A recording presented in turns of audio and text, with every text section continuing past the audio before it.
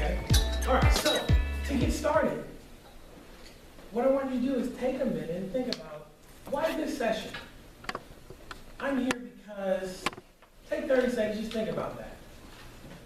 So what I want you to do is take a minute, share it with the person next to you. Why are you here? In this session, not just today, but like in this session.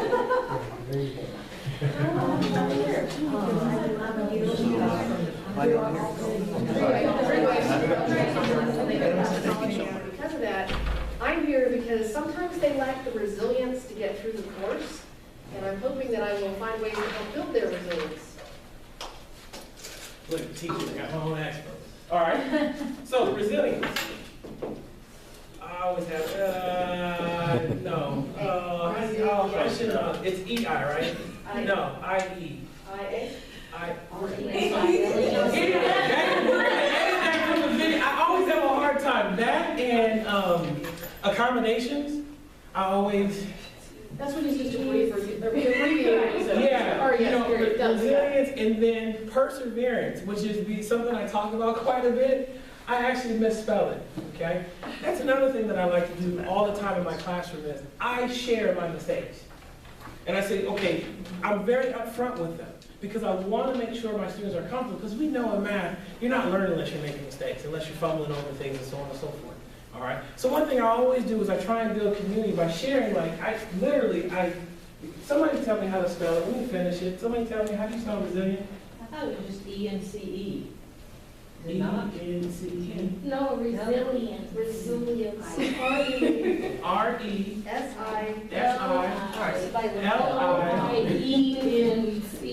No, Yep, this is a math conference. It is, but it's actually the CNC, I believe, like she said. Are we good? There's so much, you got a cell phone, right? We're Yeah. solving it, hold on. That's correct. Okay, so the bottom one is correct. That's correct, you have a cell phone, or that's correct? Thank you for the clarity. Thank you for the clarity. Spell check. All right? Now, notice how you guys are laughing and enjoying this off of my mistake. But yet, as a community, we're working through it, and we're finding a solution. Don't be afraid to make mistakes in front of your students. Invite it into the space, because then they're going to want to make mistakes and be okay, and know that, you know what, Deborah's going to help me out. Or, your name, sir? Matt. Nat is going to help me out. I'm going to have some work through this, because I can't do everything. Many of us, how many people have at least 20 students in their class? At least 20. Keep your hand up if it's more than 25, more than 30. Deborah, you're the winner. I wish I had something for you. I'm counting the double class though.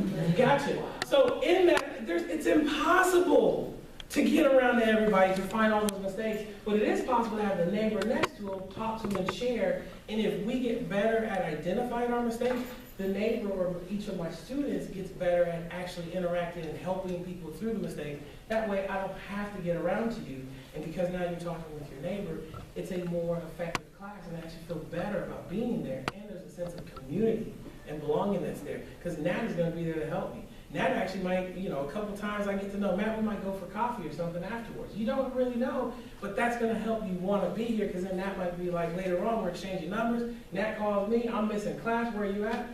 Teacher has nothing to do with that, except for inviting it into the space, and now there's something that's keeping them coming back. It's very, very important to have. All right, so